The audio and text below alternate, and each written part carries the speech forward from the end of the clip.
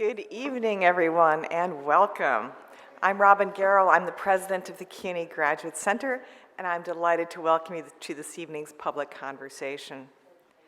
Since 2007, the Leon Levy Center for Biography has elevated the art and craft of biography through events like this one, and through fellowships for working biographers. Readers and writers alike have benefited. The Graduate Center is proud to call it home.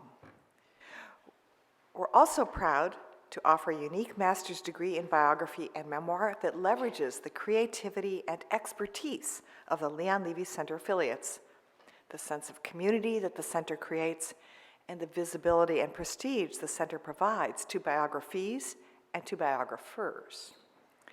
Tonight's conversation is especially timely as it comes on the verge of the 50th anniversary of the death of Pablo Picasso, an artist whom I think we may know a lot about. He's the subject of Annie Cohen-Solal's illuminating biography, who will disabuse us of the notion. Annie paints Picasso as an outsider, shunned by the country he embraced. She illuminates not just the life of the man, but the politics and the intellectual life of 20th century France. Her book demonstrates why biography is both powerful and vital. Annie will be interviewed by Blair Asbury Brooks, who is a Graduate Center PhD candidate and a recipient of a Leon Levy Center Biography Fellowship. To say more about our speakers, I'm pleased to introduce Thad Ziolkowski, memoirist, poet, essayist, and novelist, and Associate Director of the Leon Levy Center.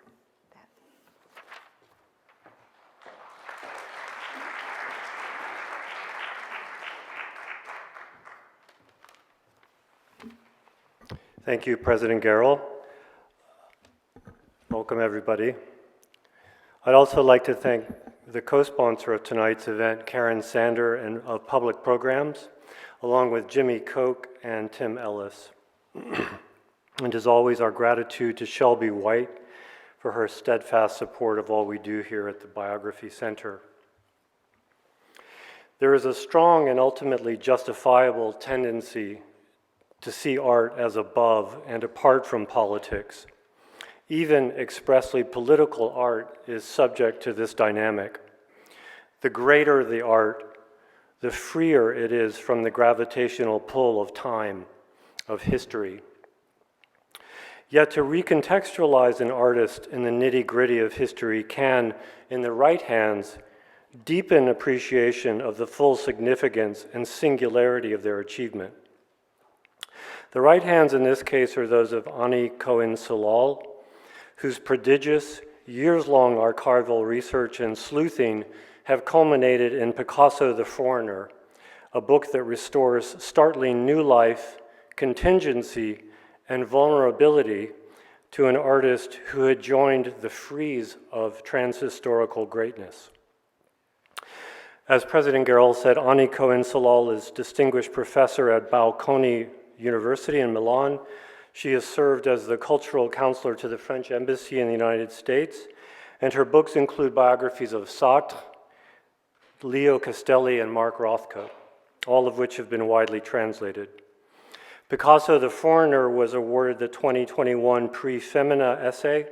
In 2021, an exhibition curated by Cohen-Solal and based on the research for this book appeared in Paris at the Museum of History of Immigration in partnership with the National Picasso Museum. She will be discussing Picasso with Blair Asbury Brooks, a PhD candidate in art history, whose dissertation, Heinz Berggruen, Dealing and Collecting Modern Art in the Shadow of World War II, is a comprehensive study of the life and career of the German-born dealer-collector. Following this conversation, Blair will open the floor to Q&A at the mics on the sides in those aisles. And following the Q&A, Annie Cohen-Solal will be signing books in the lobby. Please welcome Annie Cohen-Solal and Blair Asbury Brooks.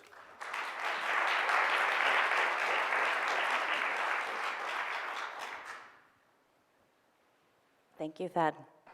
Just a few quick words about the Leon Levy Center before we begin. And this is something I've shared with Shelby White, the center's founder.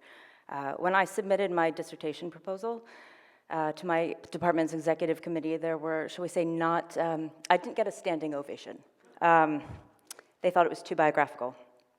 And it's thanks to the unerring support of my advisor, Emily Braun, as well as the example and the work of the center, that I was able to push it through. It only took 3 times. The point being that in addition to their public programming and fellowships, which provide very necessary support, the center has affected in a good way the kind of work that can happen in the first place. So, thank you for being here, Annie.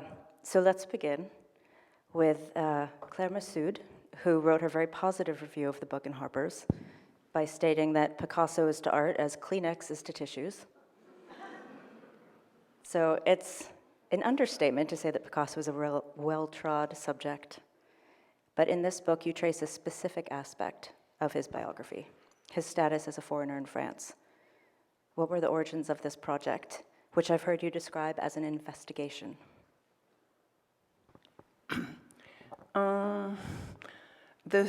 It all happened as an accident. I was attending the opening of the Museum of Immigration in Paris. It was the 15th of December 2015. And that place is a horrible place in France. It's called the Palais des Colonies. It was built for an exhibition of the colonial empire in 1931. Disgusting. You see black people naked. And it's basically the most horrific image of French colonial empire. This place, you have to go. You have to go. Oh, I'm telling you, you have to go.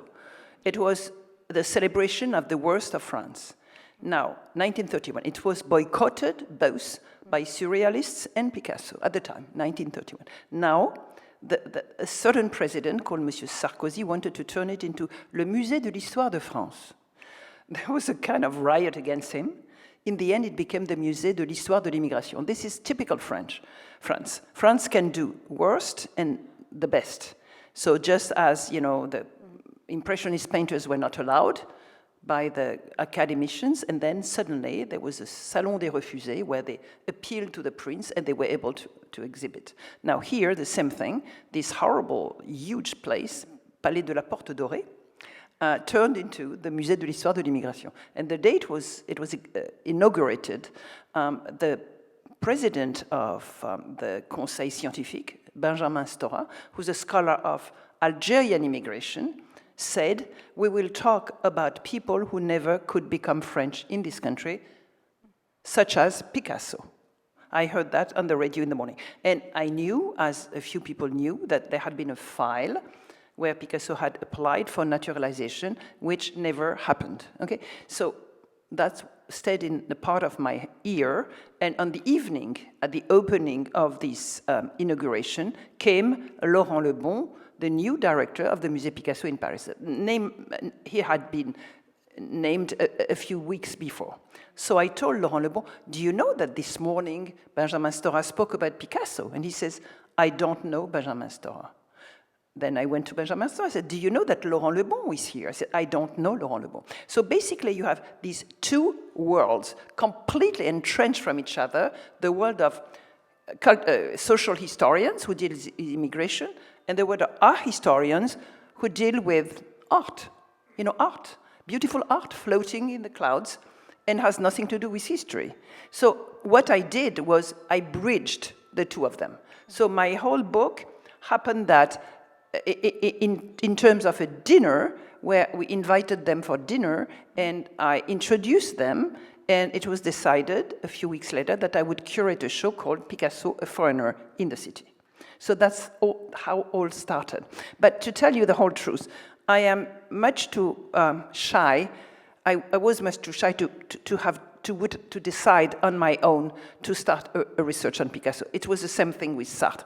It was a giant. So how do you approach a giant? You are forced by the circumstances, So here I started do my research as usual, asking myself, my approach is very much influenced by American sociology. I am not an art historian. I am a trained sociologist, trained by American sociology, a character that I adore, with whom I worked, called Irving Goffman.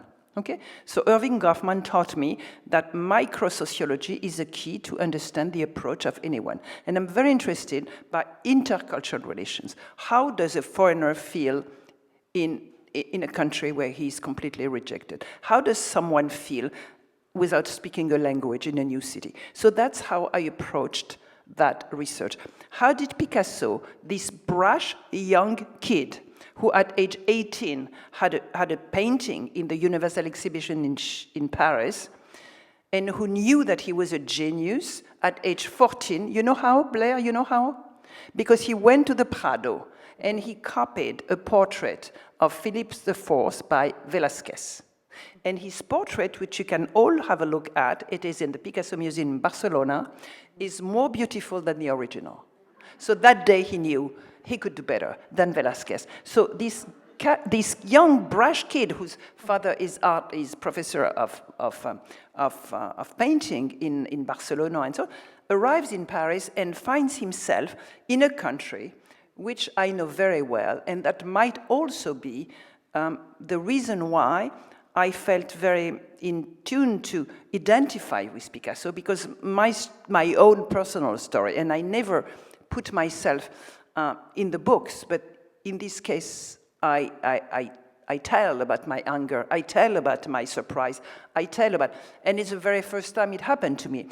Why? Because I experienced that story on myself, but much later on, I was 14 years old from Algeria, and I had been a very good student in Algiers. I was kind of the best, and talk and publicize things and so on. I arrived in Paris, and here I was designated by the professor of history. I was a foreigner. I couldn't do the family tree as usual, as the others. I didn't have a good family tree because I didn't belong. I did not belong. Yeah, the expression, I did not belong. Because I came from a family whose ancestors were not aristocrats, you know, and so on and so forth. So this is true. I mean, 1962, when I arrived from Algiers, I had this terrible slap on the face. You don't belong. So that is the core of my trauma and the origin of my research. All my research has been going around people who have experienced that. So I don't. Oops, sorry. I never say it publicly. I mean, to you, I say it, because you asked me when we wrote to each other. And in my book, I really put myself in the shoes of Picasso. What did he feel? How did he go? So the first thing I went into is archival research, and I asked the new director of the Picasso Museum, who still has 200,000 items. Can you imagine? The whole Picasso is someone who never threw away anything, not even a ticket to the circus. He had 300 of them. He never threw away anything. So basically, it's a formidable source of information. And the first thing I asked, as I did in my previous books, is, are there letters to the family? Because I wanted to know the first categorization of France. What did he write about? What did he say? What did he draw? What did he perceive? And I insisted because, it was a little difficult, but when I want something, I get it. And that's a key. I mean, if there are young students here, if you need something, you have to get it. You have to find a way. And I know that it's very American, because in France, there are a lot of administrative problems. Anyway, a few days later, it was, I remember, the 11th of January 2017, the guy told me, here are the letters of Maria. Maria was Picasso's mother, and there were 4 huge boxes of archives. Inside, there were envelopes. Inside, there were other envelopes stamped by Ministry of Culture, which was done at the time of Picasso's succession, so between 1973 and 1985.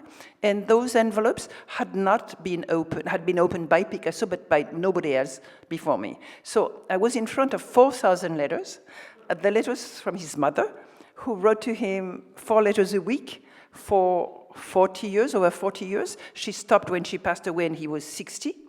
And in each letter, she wrote, Querido Hijo Paulo, at the beginning, my dear son Pablo, and at the end she wrote, recibe tantos besos de la tua madre que tanto, tanto te quiere y nunca te olvida.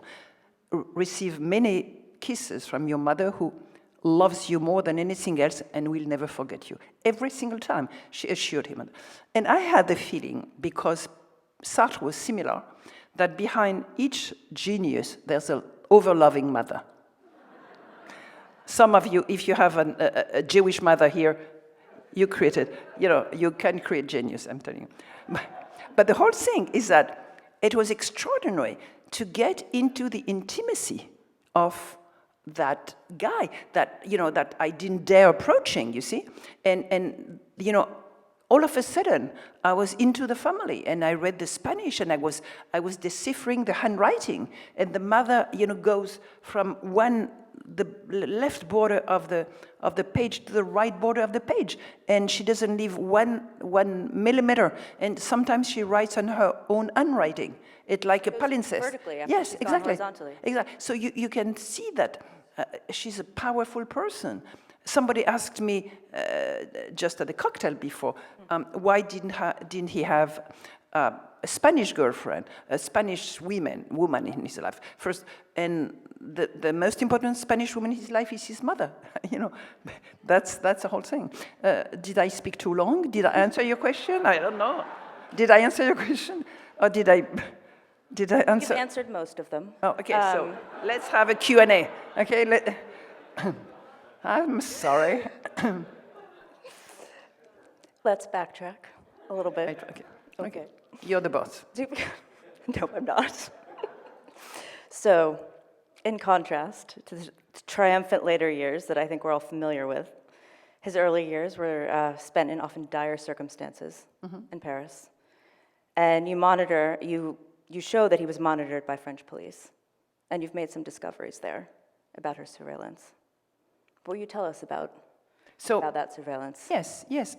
So I decided to, investigation. You said investigation. I decided to go where the action was, where his file was, the police archives, which is au Pré Saint-Gervais. It's not exactly a nice neighborhood of Paris, but it's worth traveling to.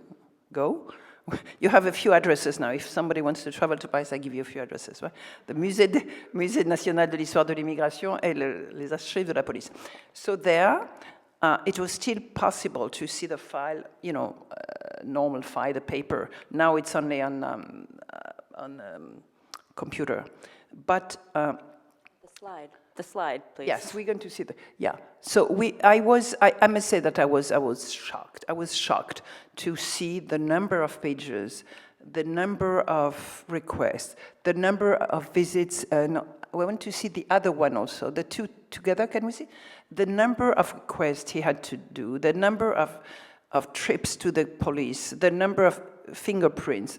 I had no idea that the number of pictures where he looked like a criminal, that, it was another human being. You're talking about Picasso being overwhelming as a personality in the art world, but here, that was not the overwhelming artist. That was just a foreigner, a pariah, somebody who was disturbing this image of French national purity. And I couldn't put the two together. When I got out of the police archives, I wanted to vomit. I took the subway back, and I looked at I was just destroyed. And I looked at the names of the stations, and mechanically, and I saw the last station on the line was called Bobigny Pablo Picasso. I mean, what? So basically a guy whose name is on, Jeff Kennedy was named on the subway, is a guy who started like that. So my anger, was so strong that day that I wrote this little text, which is at the beginning of the book, and I never changed it. So that's why the book is also a kind of testimony to, it's a tribute to the other one, the one who, Picasso was never persecuted, don't get me wrong. He was not persecuted.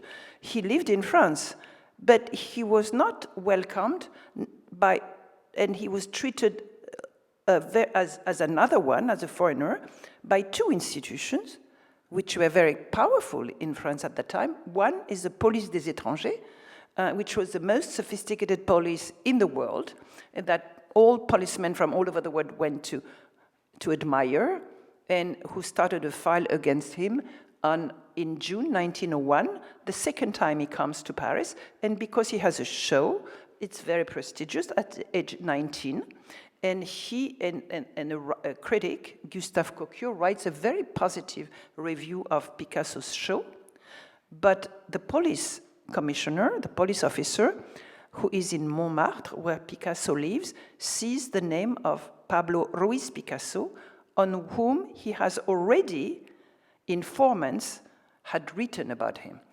Why? Because when you go to a foreign country, think about it for yourself. Where do you go when you don't know the language? You go where your buddies are, you go where your family is, you go where you know people. So where did he go? To the place where his friends, the Catalans, who escorted him 4 times, was Montmartre. And Montmartre was the ghetto of the Catalan anarchists who had been fleeing Spain because of the attacks. So they had been in Paris for 20 years, and they were targeted by the police. And the police had informants sit in cafes and write about the Allée Avenue of the people. So also France, it was a country with a lot of social tensions. The Dreyfus case was just happened, and a French president had been killed by an Italian anarchist. So the anarchists were very much, in the press. So, but Picasso had no other way but to go with his friends and to arrive in an anarchist neighborhood. So they gave him the key to Paris, but by the same token, they gave him the trap to Paris, because living there, he was filed by the police. And immediately, there's a file against him, which says, because he's painting beggars, because he comes back at night late, because he doesn't speak French, because he gets foreign newspapers in the press, because he lives with an anarchist, he must be considered an anarchist. So Picasso, the very first thing that the French police says is he's a danger for the security of the state. This is what happens. He doesn't know about it. But what I want to show you is something very interesting. So when you have, I want to see the other picture first. Can you show it? No. One, perfect, this one. Okay, this is a representation by him of him and his Catalan buddies in Paris. What I love about this thing is that it's a painting which belongs to the Barnes Foundation and which is never visible. It's in storage, and I couldn't get it for my show, but I hope one day I'll get it. So you see this bunch of guys. You see in the back, to the right, the Moulin de Montmartre, a mill. So it's basically un terrain vague. That's, so he really settles them in the neighborhood, which is this bad neighborhood, where the crimes took place, people had guns, and just like in Texas here, right? Anyway, so here he portrays a group of Catalans. They are not appealing. One is tall, one is small, they're ugly, they look bizarre. And he himself is the second to the right, okay, starting. And he hides himself with a scarf, his face with a scarf. And my question was, why does he hide his face with a scarf, My answer comes from somebody I worked on, which is Jean-Paul Sartre, who talks about the gaze of the other one. And Sartre described the gaze of the other one. He said it transforms you into someone that you are not because it's for the other one. And he says the gaze of the other one is like a gun pointed at me. I don't know if you have any story in your head, but I had a story, meeting with my first publisher, who, when I went out of this interaction, I felt terrible. I felt terrible. And I knew that he looked at me in a certain way, which was not a nice way. This guy was called Bernard-Henri Lévy, but that's a parenthesis. But I'll tell you more if you need to. But I felt bad about myself. And you feel that the gaze of the other one turns you into someone that you are not. And here, Picasso represents himself and his friends in in the gaze of the police. You know, he is able to see that he doesn't look good, you see? So I think it's extremely interesting at age 18 to be able to see that he is not welcomed, and they look bizarre, and they look like criminals, even if he knows he's not. So this is a very interesting for me. It represents xenophobia. You know, it doesn't represent him. It represents the feeling and the rejection of xenophobia. And the second picture, if I may, sir. Voilà. Okay, this is an unpublished letter that I'm delighted to show you in prima, una grande prima, as you see in Italian. So it's a letter that belongs to the family archives that has never been showed before, and was given to me. And it's the letter that Picasso writes to his parents at exactly the same time, just when the police file is being written against him. So when the police people see him as a danger for the state, that's how he sees himself and represents himself to his parents. And here he writes, a kind of adorable thing. Dear parents, don't I look good with this new costume? Don't I look good with my socks? I'm very happy to have a nice studio. The light comes from the north. I've done already 20 paintings, you know. So it is him describing himself for his family, you see? So that's why I wanted to show, one after the other one, the way the police people are looking at him and the way he's looking at himself for his family. So just to show that that's where my work as a biographer stands. Do you understand? Yes. Is it a little too... No, it's good. Okay. Yeah. Fine. Yeah. Okay. Well, at the same time that he also kept within largely a circle of foreigners themselves, but that changed over time, and he navigated between circles of foreigners and then very well-connected French people, and he navigated that. Yes, yes. We can say that Picasso enters into Paris through different friendships.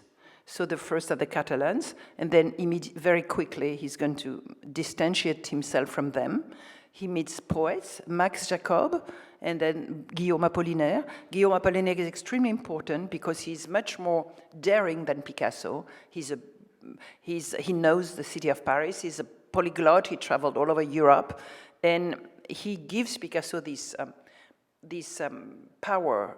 He empowers him, basically. So that's going to be the year 1905. Then there are, but Apollinaire is an apatride, so he has no passport. And him and Picasso, they really share that feeling of being, you know, on the edge of society and being on the verge of being expelled, you know. So that, and then he meets with the Stein family. I know you don't pronounce it this way. Gertrude Stein. Gertrude Stein. Yeah, I can. Okay, so he meets with them, and who are these first collectors, and actually when he becomes the leader of Cubism, so during the years, I'm sorry? No, ignore it. When the years 1907 to 1914, yes.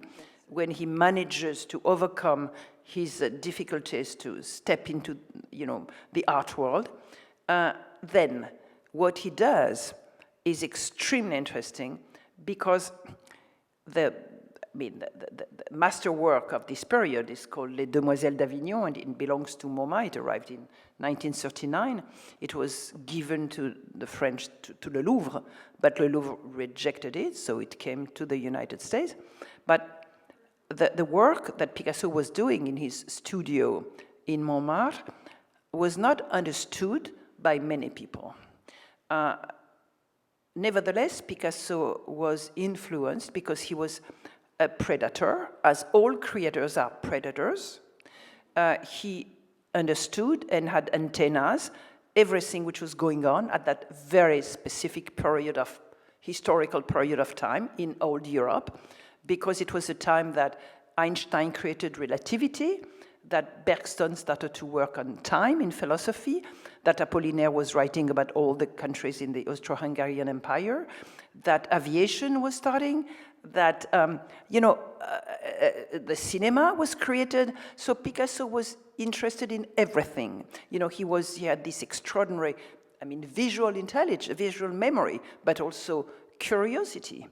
So at the time that old Europe was being destroyed, he himself was like Hamlet at the border of the precipice. And he was able to understand and read and know and learn from all those different, spectrum of changes. And that's how Cubism was created. And that's when, the representation, traditional representation was being distorted through the help of his friend Georges Braque, who was himself a trained craftsman, So who was able to understand that extraordinary revolution that Picasso brought into the art world at the time, exclusively, except for one example, exclusively expatriates like him. The first one of them being Daniel Henri Kainweiler, who's a young German banker who arrives in Paris at age 22 and who immediately says that what Picasso is doing has nothing to do with taste, to do with truth. And Kainweiler is around him. He becomes his dealer. He understands what he does. He gets reviewers, and he manages to find a market, it's one of the second time of internationalization, globalization in economy, to sell his works in the Austro-Hungarian Empire, in the Russian Empire, in the German Empire, in the United States. It becomes a real market. And in 1914, Picasso becomes really rich. So the other people around Kainweiler are the critics, Karl Einstein, the other gallerist called Wilhelm Uhde. You have a great scholar born in Prague who studied in Vienna called Vincent Kramach. So all that has been studied. Has been studied by the Leonard Lauder Center at the Met, and I want to pay a tribute to Leonard Lauder, who was the first one who ever heard my story and who challenged me. He said, "Go ahead, I completely believe in what you're doing." And he opened this fabulous center where that period is being the core of the research. But so Picasso was an expatriate living with expatriates who understood what he was doing. As for the French, why should you ask me why are not the French understanding what he does? Because, my dear Blair, French art historians were trained to worship exclusively le bon goût français, French good taste, quotation marks, coming from Louis XIV, harmony, tradition, equilibrium, nothing else. And as you know, the Académie was locking outside everything which had to do with any avant-garde. Okay? So Picasso on one side, there's a police who considered him as a foreigner and a threat. On the other side, the Académie des Beaux-Arts, who does not include, revolutions, okay, aesthetical revolution. But the crowd of Germans who are around him and who are trained by this extraordinary school of art, the golden age of art history in Germany, they were people trained in economy, in linguistics, in anthropology, it's das kommt nicht von ungefähr that it's not by accident that Germany was able to have a school like the Bauhaus, which France was never able to have. But anyway, I'm too long. No? I'm just checking the time. Okay, taking that. Yeah, I'm finished? I think we're fine. Are we finished? No, we're fine. We're fine. We're fine. Okay, go ahead. We still have time. You have more questions for me? Yes. So, getting back to the French, establishment. Yes, the establishment. And I didn't put this in my questions to you, but André Lavelle. He, as you may know, was he spearheaded the Peau de l'Ours, the Skin of the Bear, the consortium of investors who purchased a number of works by Picasso. They were predetermined to be sold. Years later, they did astonishingly well. It essentially cemented the market for some of these artists who had not been sold publicly. So, very savvy businessman, connoisseur. Also very much in the establishment in France. And at the moment of World War I, when Kahnweiler, our German national, who was Picasso's dealer, his stock was sequestered. Louvel, he kept coming back in your book, and he played a protector role over the years. So very adventurous in the market, but then a protector.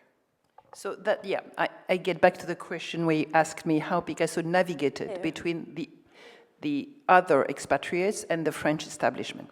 So André Louvel is a very interesting figure in France.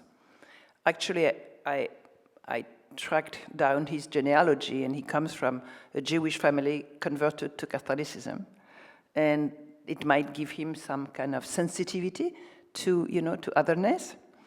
And André Louvel was a bourgeois, a lawyer, who with his friends, 20-year-old, 30-year-old bankers, decided to support young artists their age and to buy, and in the end, to sell the collection. And when they would sell the collection, they would give 20% to each artist of the profit they would do. So when he bought a beautiful painting of Picasso, which is at the National Gallery of Art, on which I spoke last Friday, called Les Saltimbanques, a fabulous piece. When he bought it in 1908 for 1,000 francs, and he sold it in 1914 for 11,000 francs. And then he sent by porter, by driver, private, Picasso a check of 4,000 francs, which was so elegant, and so normal. And so this André Louvel, and then in December 1914, because this war between France and Germany is something which is a very important element in Picasso's biography. 1871, France loses the war against Germany, and so there's this kind of terrible rivalry of France and Germany, where Germany is considered as the utmost rival, and that would go on until 1914, when the war starts again between these two powers. But the French have this hostility, this hysteria against Germany, and in December 1914, all German citizens in France are being treated as Boche, which is a horrible word, which means German in slang, and the enemy. So Kahnweiler, the dealer of Picasso, is being confiscated his stock, and among his stock are 700 works of Picasso, which was, raving about creating and papier collé with Braque and more and more and more. It was a festival of creativity. And all of a sudden, that work is taken by the police and disappears for 10 years, and then it's being sold in terrible conditions. And I let Véran Tasso, who sits here, tell it in her PhD and in her future exhibition, I hope. It's a story which has to be told. And Picasso feels amputated by his work, and then he reestablishes himself differently. And I adore art historians. I was fed by their catalogs and their shows. But this is something that I think some missed, because they tried to explain the different aesthetical movements that Picasso adopted after this ordeal of World War I, in between, Cubism, classic, Cubism, Surrealism. I don't think in those terms. I think that Picasso was so threatened by what had happened that he tried to find niches where to work. And my analysis of the situation of Picasso between 1919 and 1939 is much more social analysis. He worked with Diaghilev for the Ballet Russe because Diaghilev was an internationalist, because Diaghilev knew what he had done, because Diaghilev had seen Picasso's work in Moscow at Chukin, in Leningrad at Morozov. And then he worked with Etienne de Beaumont, who was an aristocrat who had a niche where they became mentors for artists in Paris.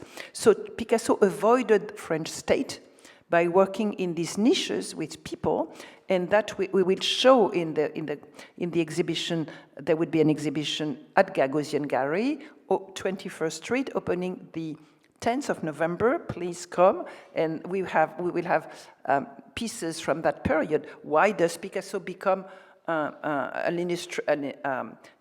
stage designer? Because he's given work by those people, So simply because of his status as a foreigner. And then he works with the surrealists who just absolutely adore him, the young surrealists like Dali, Miro, and so on. And then it's a time of the Civil War, and he becomes immediately committed to the cause of the Republicans with Guernica and so on. Mm-hmm. I think we finished, no? No. How much? We have a few more minutes. A few more minutes. I have a few more questions. Okay. So one of the major moments in your book is April 3rd, 1940, when Picasso made his first and only application for naturalization to France. Why that moment, and why was his application rejected? Okay. April 3rd, 1940, there's a beautiful signature of Picasso, one of the most beautiful of his signatures. It's in the book. It's a signature, I think it's more beautiful than in any painting. It's a signature which says, it's going to be yes. And the signature is at the bottom of a letter where he requires from the Minister of Justice to become French. So he's been in France for 40 years. There's been a law in 1927 where anybody who was a foreigner after 3 years in France could become French. But Picasso didn't apply. He was not interested. He didn't ask. What happens at that time when he's so confident that he can become French? He was very famous in the United States. Let's actually go to the next two slides, if we may. Yeah, yes, this one. That's a show which takes place at MoMA, 1939. Picasso, 40 years of his art, where Alfred Barr is giving him, after 4 more shows before, but Picasso becomes the cardinal force of all the movements, art movements, for the last 40 years. So Picasso, why does Picasso apply for naturalization just at that time? Because he has been made director of the Prado honorifically in Spain. Because his nephews are Republicans and come as refugees with him. Because in 3 weeks, less than 3 weeks, he was able to transcend the horror of Guernica, these bombs thrown by German Nazi planes, as well as Spanish Franquist planes, on a small city in the Basque country, a sunny day of a market. So it was the first civil bombing in history. Now, there are many of them. But at the time, it was not very well known, not very much done, just terrible. And Picasso, we see it in his archives. He has a piece of paper with photos from the newspapers. And within 3 weeks, he was commissioned to do a piece for the Spanish Pavilion at the Universal Exhibition in Paris, 1937, paid by the Spanish government. So he had contemplated the idea of doing the painter and his model. We have many options, but immediately he transcends the horror of the moment, and he produces in his studio in Paris this huge fresco that will become Guernica with the help of Dora Maar. Dora Maar is his friend at the time. She's a very well-known surrealist photographer whose pictures are in the MoMA collection already. And I claim that it's a co-construction, Guernica, between them two, you have a lot of evidence of the influence of surrealist photography in the piece. And Guernica is going to become, today, it's the most famous work of art today. When you ask people to tell which your God did you know, it's Guernica. So basically, Picasso is able to do that. Now, the fact is that what happens to this piece, it travels the Western world in different museums in order to raise money for Spanish Republicans. Picasso never bragged about it, but he had a little notebook in which he was gathering money, and he was sending money to Spanish Republicans. He did it for more than 10 years. So that's one of the things that he didn't explain. He didn't talk about his being a foreigner in France. Nobody knew about it. He didn't tell that he was gathering money for the Republicans.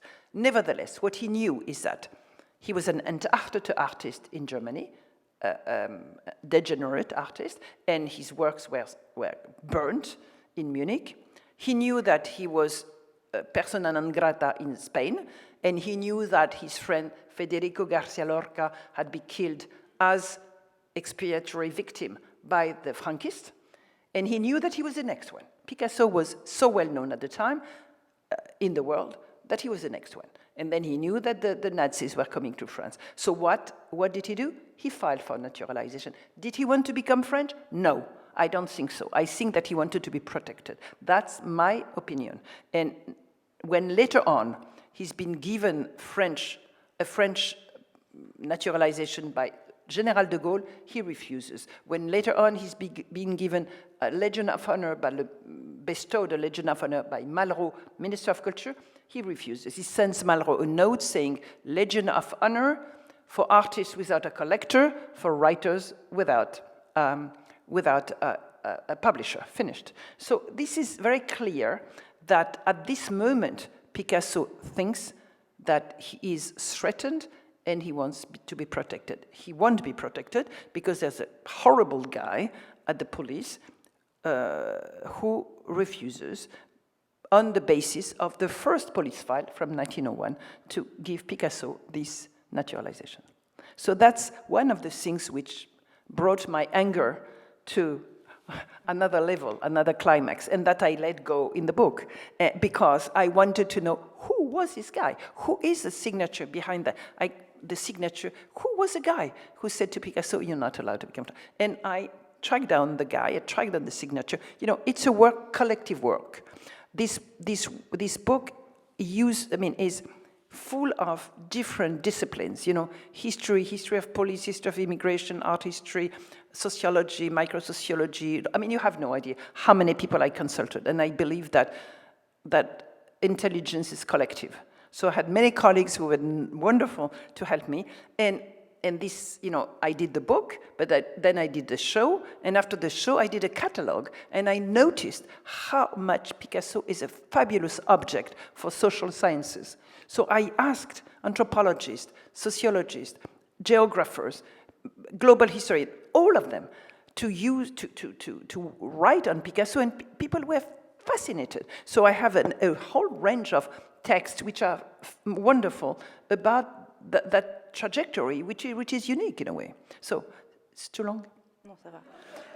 May we just go to the last slide quickly, and then may we go to the first one with the cover of the book, because that will be my final question before we open it up. So the last one, yeah. This is where Picasso is at the time, you know?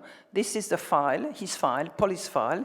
In the back, there were 2 million files, so that is the room 205, Escalier F, at the Palais, Boulevard du Palais, and the people in front are the informants. You know, the people who are writing notes about the foreigners in Paris. So this Picasso file, the one which I could discover, was among those. And in the summer of 1940, the files of the famous foreigners, the VIP foreigners, including Picasso, were stolen by the Nazis, put on a barge, arrived in Berlin, stayed in Berlin 1945. In 1945, the Russians took these files of VIP foreigners, including Picasso's file, put them to Moscow, and in the year 2000, the French got back the files. So the file I looked at was full of stamps in German, in Russian, so it's a whole odyssey, which is incredibly interesting, I think. Don't you think? I do. May we go back to the first slide with the cover of the book, and that will be my final question. And this is a photograph by Dora Maar, and this loops into my final question, which I figured if I didn't ask, someone in the audience would, so we're asking it. Well, to start with, why this specific image for this specific investigation? But then the other question, which I anticipated, was, well, you've given us a comprehensive and new perspective on Picasso as a foreigner, and it's a bit outside the scope of your book, but I'm curious as to your thoughts on another very fraught perspective, which is increasingly entered the public consciousness, and that's Picasso's relationship to women. Okay. So why this particular image? I was asked by my publisher, who's in the room now and whom I thank so much for helping me. He asked me to send a few images for the cover.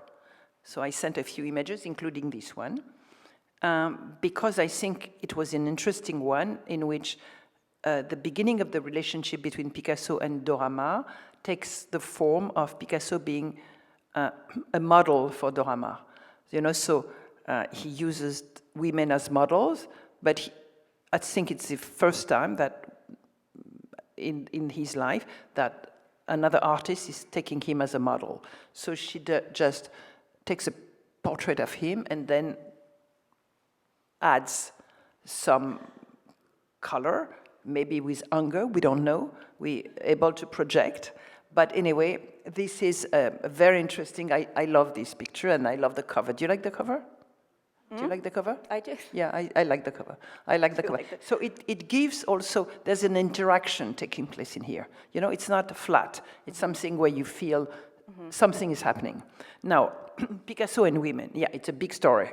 Okay, so I am, there have been great biographers of Picasso. One of them is John Richardson.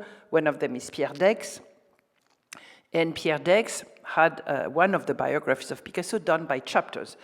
Eva, Fernand, Olga. Okay, first of all, I am less interested by women than they are, okay? First of all.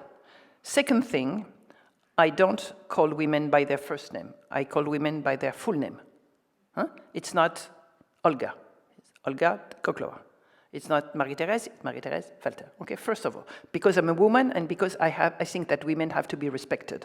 They're not objects. Okay, first of all, let's be very clear. I'm a feminist. Okay, first thing. Second thing, I think that Picasso's relationship with women needs data. Okay, so as long as I don't have the data, I don't express myself. So if somebody wants to give me the data about Picasso mistreating women, I'm happy to discuss, but for the time being, I don't have the right data, about that, first thing. Last thing, I am extremely interested in the relationship of Picasso with women of all kinds. Picasso had a fabulous relationship with somebody called Gertrude Stein, as you say, Stein, okay. Stein. So she was, once he wrote to her a letter, on the cover of the envelope he wrote, Mademoiselle Gertrude Stein, homme de lettres. To Miss Gertrude Stein, man of letters. Okay. And while he was doing the portrait of Gertrude Stein, and he was, sitting next to her, genou contre genou, knee against knee, they had 90 sittings. He was going from Montmartre to Montparnasse, and 90 sitting. At the time he was creating this fabulous portrait, which is at the Met, she was writing the history of Americans, her own history, which is a very interesting history of German Jews as well, living not far away from Kainweiler, not far away from Stiglitz. Interesting. Anyway, so both of them were producing at the same time. There was a kind of extremely interesting cubist production among them. So they worked like buddies. They worked like, and where sex was not important, in which also you could see that Picasso was sensitive to gender fluidity, which is a terminology which didn't exist then. The same thing happened between Picasso and Marie Cutoli, who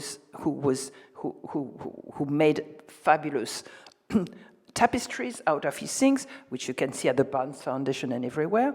He had a fabulous relationship with Hélène Parmelin, who was a woman in the Communist Party, like him, extremely distantiated from the traditional opinion, from the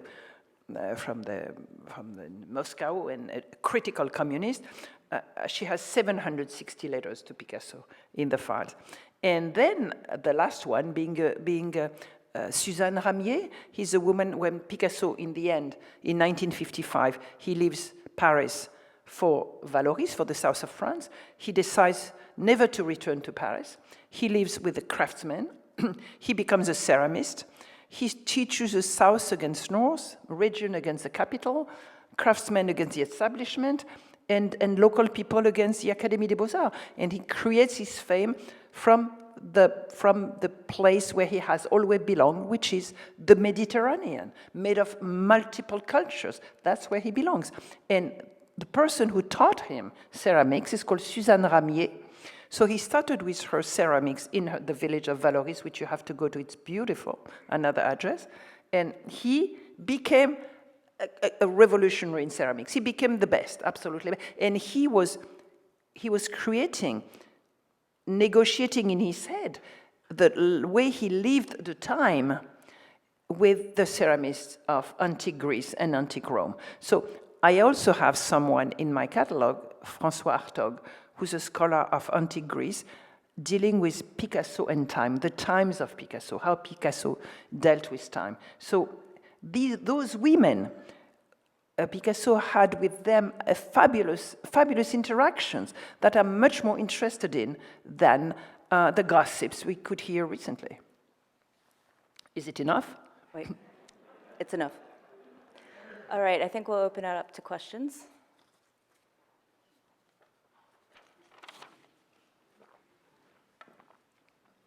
In the back, I think in the back. Oh, Jerome has one. Jerome. Here, maybe.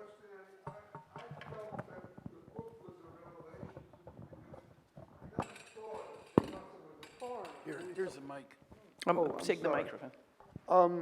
The book was a revelation to me because I never thought of Picasso as a foreigner. I always thought, I knew he was born in Spain, but he was French to me, and suddenly you're saying he's not. And so that was very disturbing. But I had my own experience. When I moved to France, you have to have a declaration which actually means that you have the right to exist. So when I went to the mairie with the declaration, I didn't know the names of my grandparents because they were immigrants. And they said, well, if you don't know the names of your grandparents, you don't have the right to exist. So I was not allowed to stay in France. No. So the question I ask for you is, would you have been able to write the same book with the same intensity if you yourself had not been a foreigner, had not been born in Algeria, and realized the same things that happened to you? Yeah. This is a very strong question, and the question is asked by the fabulous novelist Jerome Charin, who taught me everything about American writing. Jerome, yes, your story is incredible. I couldn't believe. Which year was that? This was in 1989, and because I couldn't name my grandparents, because I never knew their names, I didn't have a right to exist. Yeah, I had exactly a similar story. And to tell you the whole truth, I would not have been able to write the same book had not have had that experience of, the teacher of history asking me my family tree and making fun of me in front of everybody else. But since then I learned that my ancestor was a cartographer of the King of Spain in 1375, and that he'd done the Catalan Atlas, which I managed to bring to the National Gallery of Art as Cultural Councillor of the French Republic for the King of Spain in 1992. So listen, at the time I did not know that, when I was Cultural Councillor. So, it means that the way, it's the gaze of the other one pointed at you as a gun, you see? Yeah. So, and I managed to overcome, so welcome to the club. Hi, yes. Good evening. I'd like to know, when I studied him when I was art school, we passed over this whole opium thing, but it only made sense later on looking at the cubism and, you read about Hemingway and writers doing alcohol. I wonder how much of an influence did opium have on him? Opium. Oh yeah, yes, look, the smoking, opium and things was very common at the time. Baudelaire was an opium smoker, and there was not only opium, there was a lot of drugs around. Absinthe? Yeah, absinthe and so on, the verre d'absinthe and so on. So what do you mean by that question, sir? No, it's Jimi Hendrix did a lot of drugs, so the music sounds like that. Richard Pryor did a lot of drugs, so the jokes sound like that. And the influence of drugs and alcohol on people's creativity is enormous. Sure. So cubism coming out of opium makes perfectly good sense to me. Sure. So. Thank you. In the back here, in the second. Yes. Yeah, Gerard. So if I understand you clearly, the very fact that Picasso was from the outside and outside of the French mind and the French culture helped define him as an outlier. And by being an outlier, he was able to see something or see outside of it, to be in it but outside of it at the same time. And that created that dynamic. Who in your mind also seems to appreciate that? There's a lot of artists I would think of that reflect that dynamic. Contemporary artists like maybe Jean-Michel Basquiat or somebody like that. Who else do you have in mind that you think reflects that kind of inside-outside Absolutely. outlier by being an outlier inside? Yes, excellent question. I was at the National Gallery, I saw the Philip Guston show. Here you are, Philip Guston, born Gottlieb, who changes and who is also an outlier. His father commits suicide, they come from Ukraine, and he's not trained. Mark Rothko.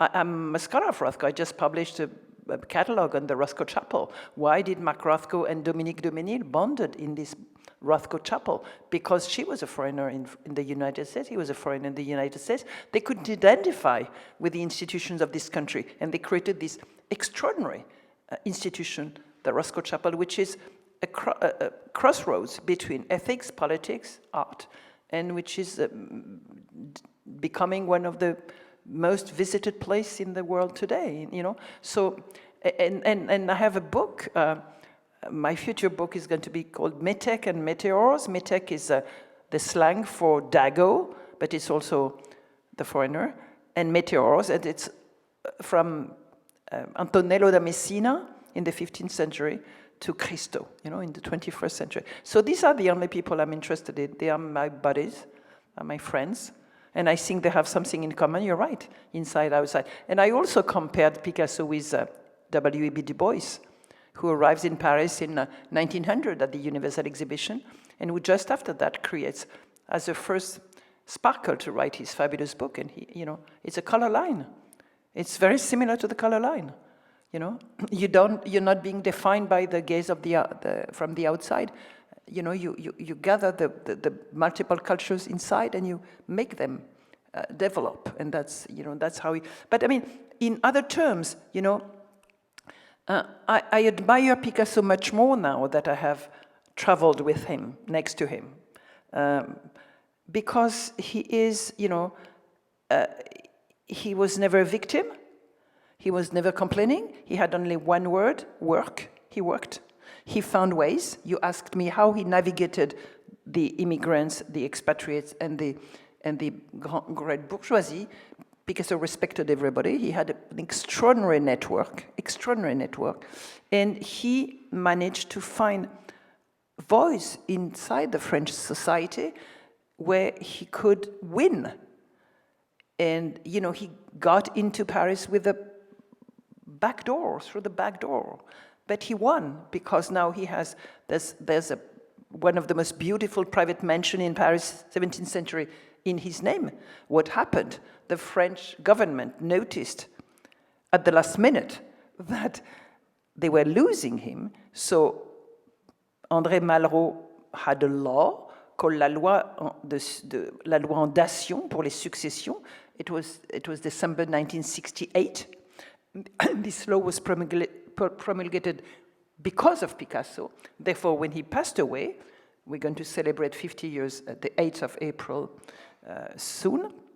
When he passed away, the 8th of April 1973, instead of paying succession rights, the family made a donation of works of art, archives, and the country created the Picasso Museum in the center of Paris. But that glorious museum erased all the previous years, you know?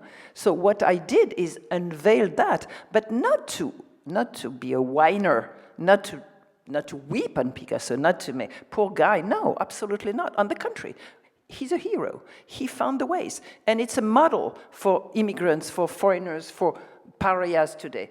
You want something, you make it. He was a foreigner, has an agency. So he had the way, he had an agency. He created the ways to win over that, you know, over this xenophobia that he was showing in the first painting I showed you, you know?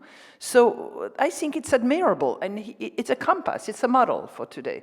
It's a model for our times, because it resonates with today. And I think that it's one of the reasons why my book is different from others, because it rings a bell with what we're going through today and what I went through myself, if I may. Okay. Thank you. Thank you, and thank you to the Leon Levy Center for Biography, the Graduate Center's public programs, and of course to Shelby White for her support.